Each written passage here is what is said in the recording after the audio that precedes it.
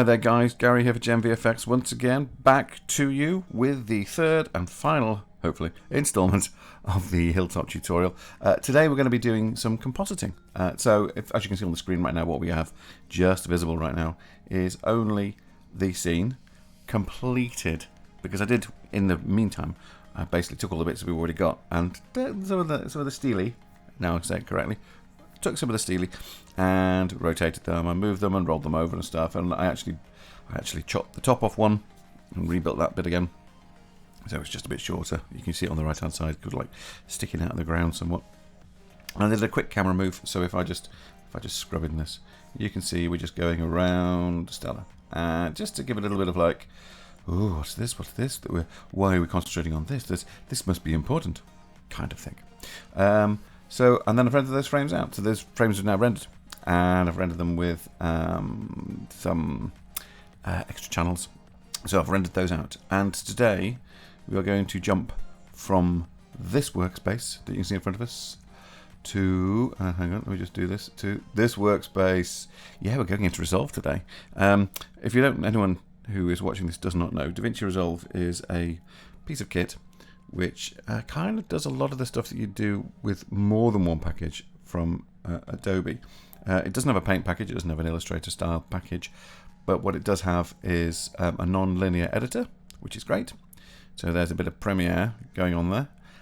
It's got a compositing package built in, which it bought and then just shoved into it, called Fusion, which is wonderful and has been used predominantly in TV and film for quite some time as a main shot compositor. You know, you can do all sorts of fabulous bits and bobs in it. You really can. It's fantastic. And then you have, and this is the thing. You've then also got an audio editing system in there called Fairlight, which is fabulous. And again, it's something that DaVinci bought and shoved into Resolve. And essentially, they have the delivery section, which is fabulous. You can bring in your final comp, or just send it to it, as it were. And in that on that work page, you just basically say, right, here's my shot. I'm gonna pop it out as all the audio. I'm gonna get the audio out as just stems. I want the picture over here. I want each shot individually, or I want them all in one big stream. It just does so many wonderful delivery style things. Oh, and don't forget, of course, that it has got the industry's finest color correction software in there as well. So Resolve is pretty much the whole package. Yeah, so that's kind of what we're going to be doing today. But I'm not going to go into any great depth because, quite frankly, not necessary. But what we are going to do is we're going to build our shot today in here, and we're going to do it by creating a teeny tiny shot, a teeny tiny edit, and then adding a Fusion file to that. So let's just do that now. What I'm going to do is I'm going to go. If you look at here, here is my. This is my cut window, and then we've got the editing window. You can swap across from all these things. So that's the Fusion one. This one down here. This is the color correction, the amazing color correction. This is the Fairlight page, and then here is your deliverables, which is what looks like a tiny little space rocket, which I do find quite funny. Don't know why. But what we're going to do is we're going to bring in some media here. This first one basically is that as workspaces go, it's kind of like your ingestion page. It's called media, but basically what it does is where you can bring all your media in. So I'm going to add a clip from the media storage to get started. Now let's right click in here. I'm going to go import media, and let's go in our project. Let's go from here to renders. Nope. Let's go to here to renders. There we go. We've got comp grass 2 in there, and some other stuff that we've worked on over the last. Blimey, has it really been 10 months? That's impressive. And I'm going to pick the first frame. We're going to go open. And here we have, our shot. Because what it is, it brings in the first frame and says, oh, you must mean all the frames. At least that would be the hope, wouldn't it? It should do. But it says here it's only one single frame. So what we have to do is find a way to bring in this media so that it brings in every single frame. So what we're going to do is we're going to press Shift on the last one, so it brings every single one in. Now this is the one failing, I think, of this software. It should recognize that there is actually a file plan, a group of images. Even if a separator is an underscore, it shouldn't necessarily look for just a dot. It should recognize that there being a padded number. what we've got here is we now have our shot, but of course it's not the right AOV, basically. It's just giving me the ambient occlusion. And that's not the channel we want. And also, we want to work in Fusion. So what we're going to do now is we're going to select this clip here that we've got in here. And this could be anywhere in your edit, by the way, this shot. And then I'm going to right click on this and I'm going to go New Fusion Clip. Now what this will do, it'll take the start point of this shot and the end point of this shot and whatever is visible in that shot and create a fusion clip from it. So if I go here, New Fusion Clip, there you can see Nice's Fusion Clip, and we've actually got one up here as well, just appeared. So what I'm going to do is I'm now going to right click on this and I'm going to go Open in Fusion Page, and then we'll get to basically what it looks like. Fusion, because, yeah, Fusion.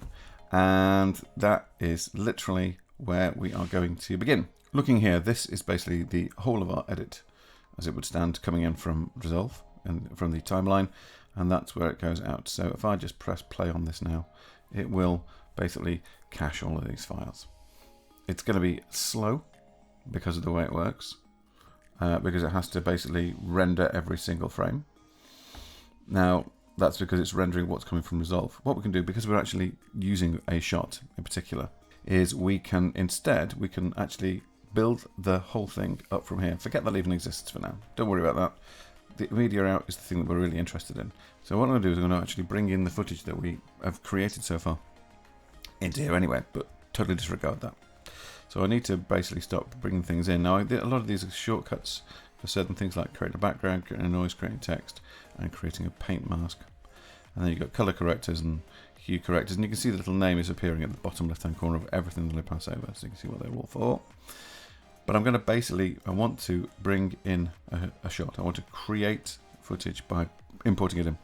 So that is basically an IO option, import or output. But to get that, be able to see anything that's all the effects and stuff, I want to get to that. I'm going to press Control and Space at the same time. And that brings up the basically shortcut for this tool select. And you just type in what you want. Now I want a loader. And a loader basically is your way of loading in a sequence. So go add, there we go. So I'm now going to pick from my desktop just for speed, renders grass 2, and I'm going to bring that and go open. And this will recognize a sequence immediately. And what I'm going to do is I'm just going to very quickly create a color correct just over here. I'm going to drag this onto here and let go, and it plugs it into the background, and I'm going to drag this here to here and let go, and that connects up to the media output. And the reason why I'm doing this is because this is viewable over here in the right hand view. So what I'm going to do, by the way, is I'm going to click on this, which will toggle the right hand view to a full view. So you can see it's 2 views, dual viewer, single viewer. Okay. So that means now that if I come back here and I press go, this is now loading into the media out. It just ends up running a little bit quicker. I don't know why, it does. If you want to, at the end of the day, you can then take this and you can pop that into there, but it won't work because we need to get not to the Resolve edit that's coming in. We need to basically build the shot entirely. From the top down, it's got to come from the AOVs, which are inside of the EXR. This is not the EXR. This is the EXR. The input from this is 16 bits float, and it's just the edit. This is here. This is in fact our shot. So first things first, what I want to do is I want to make sure that that is not the AOV of the ambient occlusion. I need this actually to be from the actual image itself. So up here, over here in the inspector, if we look at import, I go to format and channels, we pop open that, and you can see that we've got view layer AO RGB into the RG and B, nothing in the alpha. We will put something in the alpha now. What I'm going to do, I'm going to stop this from playing back so we can see this. Literally, this color corrector is just to have this like separation between all of this and the media out. Don't worry about that color corrector. It can go, I just pop them in there because I like to be able to work kind of, it's almost like, for me, it's like a stupid little buffer. It doesn't even have to be that, but I like it. But let's go back here to the grass and stone, and I'm going to change this now. I'm going to click on this and pan down here to combined R. I'll change this to combined G, change that to combined B, and there you go. And we've now got a very dark image. We'll come out of that as well. And here I'm going to go for the alpha. Well, I'm going to go combined A, and that basically puts our alpha in there as well, which is great. And the Z, I am going to come down here, and yes, I'm going to stick in the Z depth. So that's also in there. So now if I come over this image, you can see at the bottom, down here, you can see that we've got color, we've got the position, X and Y, we've got the color. So if I go over this, you've got alpha and color are all 0, 0, 0, 0. Z has got some silly E number in there, which is fine because that's exactly what it is. It's like whiter than white. And then if it's basically distance forever. It's infinity. So, but then you come over here and we've got color and we've got alpha and also we've got a Z channel. So you can actually see values changing as I'm going over things that are further in the distance. That is 14.8 units away. That is 10.4 units away. In the foreground, it's like 6.7, 6.1. Very close. Very close. 5.4 even. So the first thing I'm going to do is I'm going to correct the color of this. So I'm going to over here and I'm going to click on the color corrector. And that will give us automatically connected to the automatically connected so that the information this goes into the background color of the main connection port, the golden one of the color corrector. And let's pop this here underneath just for argument's sake. And I'm going to go here and the first thing I'm going to do is I'm going to change the gamma from 1 to 2.2. That gives us back our image very, very quickly. And let's move this over here a bit. And I'm going to zoom out a little bit by pressing the middle mouse button and pushing down with button 1. So let's do that and bring that here. And I am now going to bring in a background image. So let's use the control and space again and go loader again and go add. And I have got in here inside of my project. No, that's the wrong project. Inside of the shot project here for this, I've got in the stellar comp, I've got an image here that's come from Unsplash. It's by a guy called Paul Voltmer, and it is the sky at night. So if I press 2 on the keyboard, it brings it up in our window. It's just a viewer, and you can see the little white dot appears underneath the actual thing. So what I want to do is I want to compose all of this so far, this grass and stone and this color corrector. I want them composed over the top of this. Now, you merge things inside of Fusion. So the idea to layer over top something over the top of another is to go merge. So you'd select the first thing and the second thing, and then you'd hit the merge tool. But the best thing to do is to take this and drag this over the top of that image, and that will create you the merge. It's like saying I want this over that. So we know that this and this, these are our foreground elements, and this is our background element, which is why, because this image is obviously bigger than 1920 by 1080, that's the reason why it's over the top. Now in order to see it, let's go back over here to the color corrector and press 2, and you will see that that is not correct because the merge is not going into it, and now it is, and you can see we've got our background and we've got our foreground, and the whole image now is basically the size of the Paul Voltmer image, which if we put our cursor over it we can see is 2400 pixels by 1598. Now that is obviously too big, but it doesn't matter. Doesn't matter, because what we're going to do right now is in a minute or two we're going to crop this down. In fact, do you know what? Let's just do that now. So we want to get to a crop, so we can crop it that to HD. The output of this will then be the size of our original image. So I'm going to go Control and Space. I'm going to type in crop, and there it is. So let's pick it and go add, and you'll notice that what it's done. It has cropped it to 1920 by 1080, but it's gone from the bottom left-hand corner, which is no use. So if we go here, we'll leave all that. That's all correct. We don't reset the size. Keep the aspect. Keep centered is not on. You turn that on, and look at that. It suddenly has everything in all the right spaces. So that's all correct, which is lovely. That's what we like. In fact, that's what we love. So what I'm going to do very quickly now is I'm just going to let's run this, and it should basically very quickly recomp that. This is quite nice. So let's just turn off the high quality and turn off the motion blur for the time being. Not that you'd really see much. There's no motion blur in the image. I haven't bothered doing it. It's a little camera move. It's not necessary for the render. And so what we've got here is, there you go. It just all feels a little bit nicer.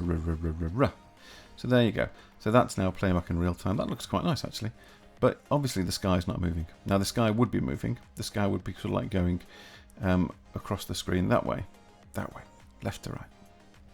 So let's do that. So let's go back to this here, and we're going to put a transform node on that. So here's a transform node up here. Click on that, and it puts this one in. I'm going to pop it just beneath our image. It tends to be a nicer cleaner way of working with this. Anything that's happening to the individual element, drop it underneath. That way, even though it's a horizontal workflow basically, but it's also a vertical one as well. So vertical in terms of what you're working with, horizontal in terms of the direction you're going, left to right. Or if you're in another country and you want to do right to left or diagonally, whatever, you can do that as well. It's all very, very easy as long as it's legible. Most important thing with any comp is to make sure that if somebody opened this up, they could look at it and go, oh yeah, I know how that works. Because often, particularly in the industry, you'll find that happening. You start something and then someone else will finish it off. Happens a lot. So here's our transform. I click on this transform and you can see it's here. So if I do this and drag it, you can see, oh look, it's going that way. So I'm going to move this over here and I'm going to go to our center over here. I'm going to right click on that and you can't do a thing. You don't animate it that way. You right click on that and you press animate. And that gives you a keyframe. And I've just given myself a keyframe where? In the wrong place. Because that's not where I wanted it to be. So I'm going to cut that keyframe. As it's gone, let's move back to our first frame. And let's leave that where it is, and then we'll do that again. There you go, we're going to key that. And I'm going to go to the end frame. And we're going to do this. And that's got a second key in place. So now when I do this, you'll see the sky background is moving as well, which it would do in that direction. In fact, that's about right. I don't mind that. I'm not going to slow it up. I'm not going to speed it up. It's good. Nope, let's leave that as it is. Okay, right, so that's fine. We're going to crop in. I want to add a little bit of blur, I think. Yeah, I would like to take one of these emissions, and I would like to give them a little bit of a pop. Because at the minute, they're nice and bright, but I want to give a little bit of a glow around them. So let's do that by taking a duplicate of this. In fact, this one here. Just going to right click on this, okay. I'm just going to show tile picture. So now we can actually see, in a second, you will see that there is the actual image in there of the image that we've got, the actual main thing. So I'm going to press, I'm going to basically press Control C, click off that and go Control V, so I can paste this back in. There you go, we've seen that there. Now, I'm going to go into the file format itself. The reason why I'm not connecting it is why I'm pulling it out is because I actually want to get to the channel itself. You can use a channel boolean and you can pull them out and basically get the channel you want in the channel boolean. I'm just going to basically do this. I want the emission. So I'm going to go into my combined object here. I'm going to move down past script mats and the diffuse, and then here's the emit. So I'm going to go emit R. Let's go down again. The next one, the emit G. And if I let's just press 2 so you can see this. And let's go to the blue one here, and we're going to go emit B.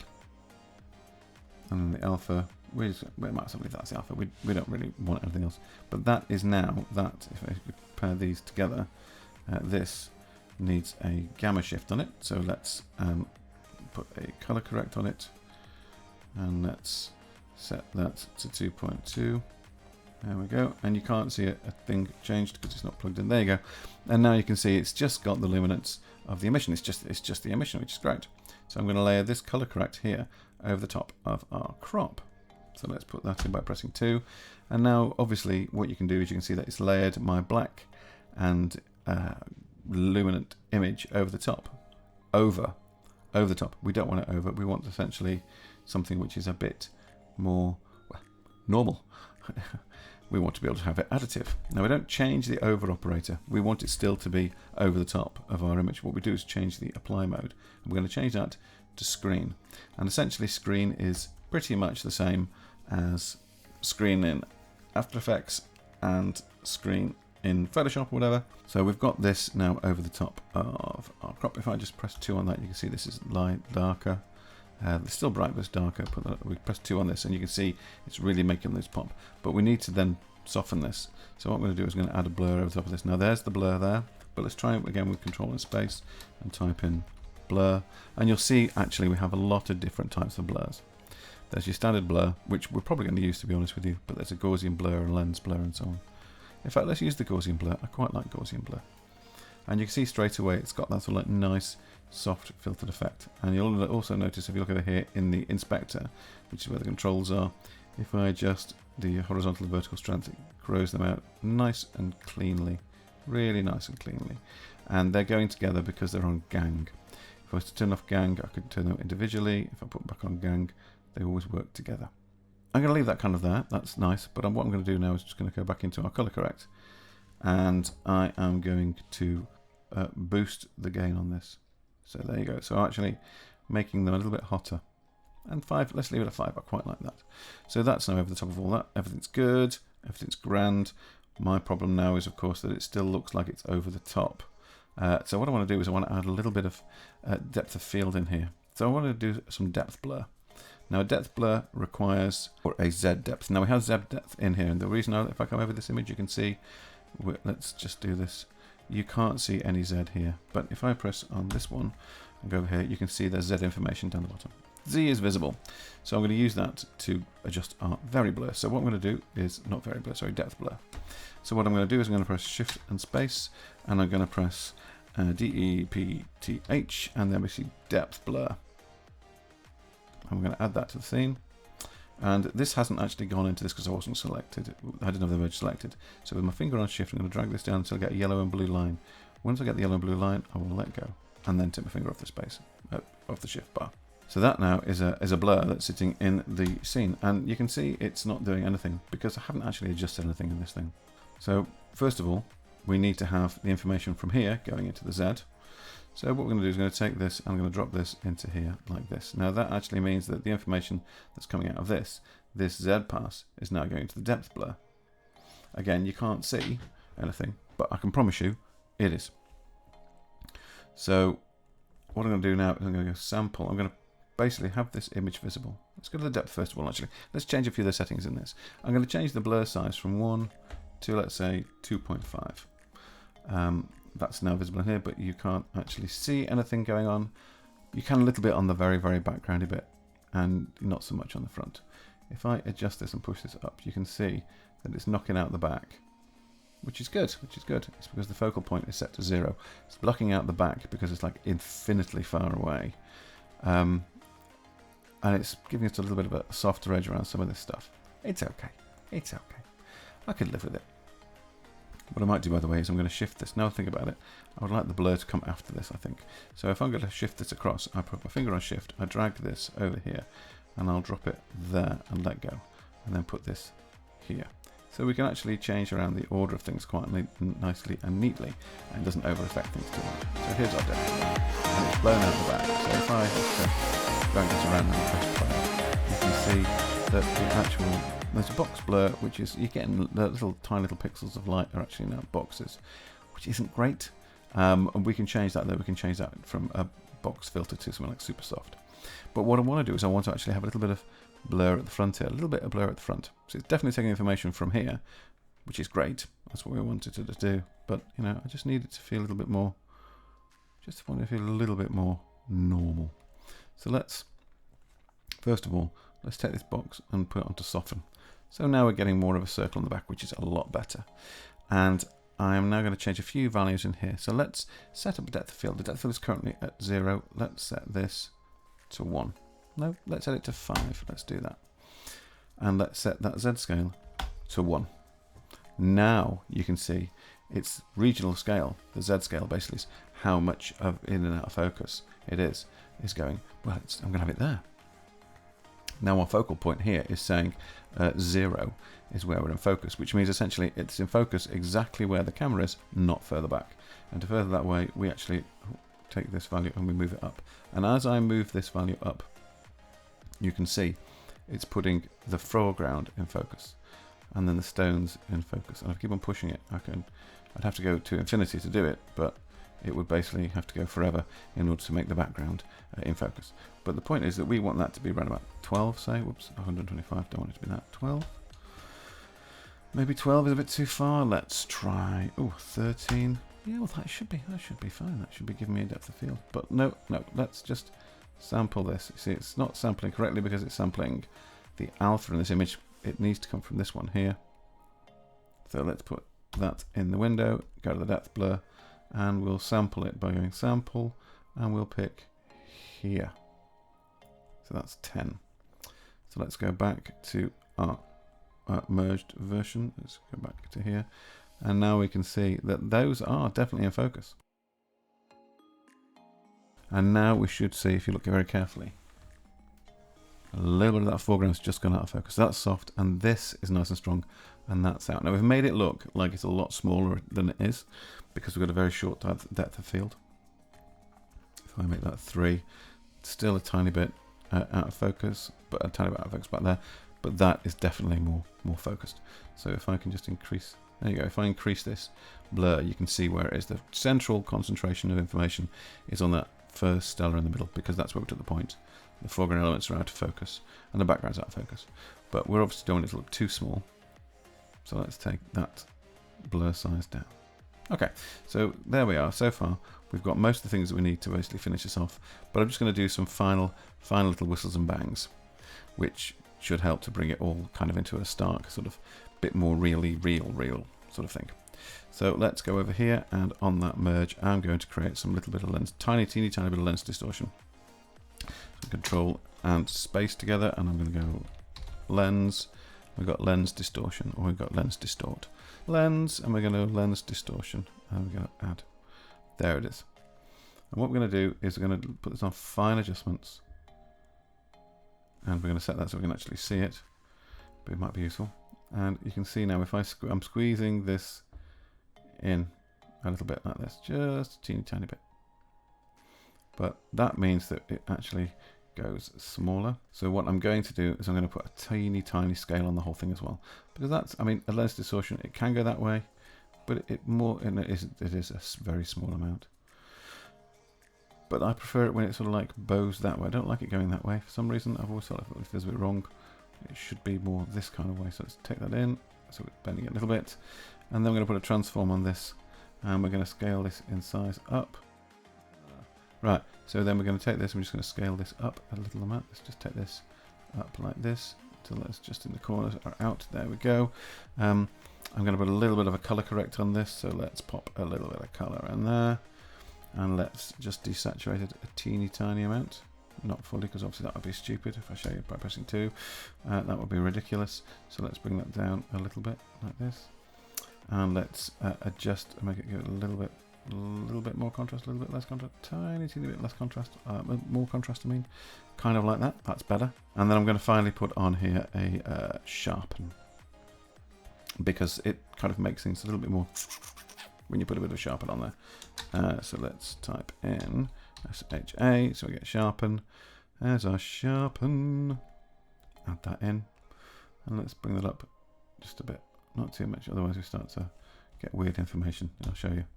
See, that's wrong. That's just fundamentally wrong. So let's set that back to 1. And in fact, even 1 is too much. 0.25. There you go. That's probably better.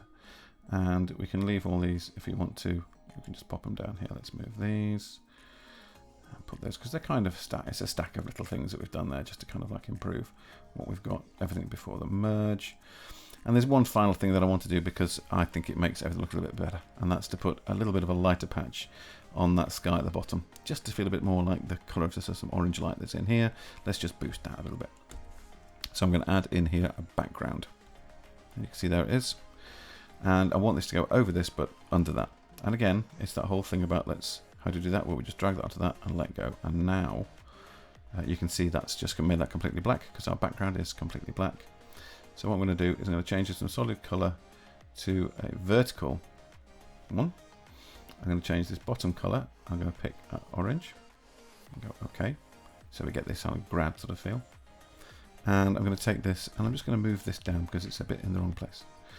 So let's just shift that. And the best way to do that is to add a transform node.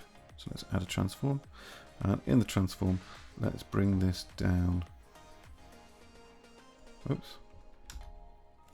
There, and let's just lift it back up a tiny bit. And so we got that there on screen, which is fine. And let's bring down the gain somewhat. So it's just a little bit, and then basically what you're left with here is your whole thing, all looking, all singing, all dancing, all lovely. Now remember, this is just one part of using Resolve, the Fusion in Resolve, so that you can do everything you want in here. Because what I'm going to do now is I'm going to very quickly, I'm just going to stop this, pull this back, and you can see now the whole thing is running neatly and nicely inside of the Fusion element inside of Resolve. So there you go, I've commented it. How good is that? That's great, that is. And now you'll see that our shot is all there. It's all singing and all dancing, and it's actually inside of our edit, which is great. Anyway, that's me calling this one a day. that's been it, really. I hope you've enjoyed that. I noticed, by the way, this morning, I was just looking at my views on some of my videos, which is brilliant. They're wonderful. Thank you so much. But I've noticed that 87% of you are not subscribed to the channel. Now, that's not good enough. I want you all to subscribe, because obviously I get the updates every single week, or every single week and a half. Things have been a bit difficult at work. Well, not difficult, just really, really busy, which is why I've only just gotten around to doing this. But, you know, it's a good way of finding information about Fusion and about Blender and about Corrector and all these things that you can use, which essentially are free, or something which is slightly truncated for nothing, but would cost you a certain amount for the full version. In that case, I'm referring to Resolve. A full singing and all dancing version of Resolve is £250. One price. That's it. One price of £250, and it automatically updates to the new version all the time. All the time, searching out. Oh, there's an update. Oh, do you want to update? Maybe after I finish this. Okay, fine. Do you want to update? Yeah, okay, let's do that. Yay! And it doesn't cost anything to update. It doesn't have an annual subscription fee. If you're going to spend 250 quid on anything to do with software, just buy Resolve. It's fabulous. It really is fabulous. Thank you very much, DaVinci and Ion, and everybody else who's been involved in Fusion, or indeed any single part of Resolve. You are great, and you are very, very much appreciated. Fusion is a piece of software that I used to poo-poo and go, oh, no, After Effects. And then when I realised what I could actually do with it, I couldn't do the motion stuff, but by Jove, can't you just comp like a mofo? It's a wonderful way of doing stuff. Anyway, I'm going to go now, but listen, take good care of yourselves. I'll see you on the next one, and bye for now. See you, bye.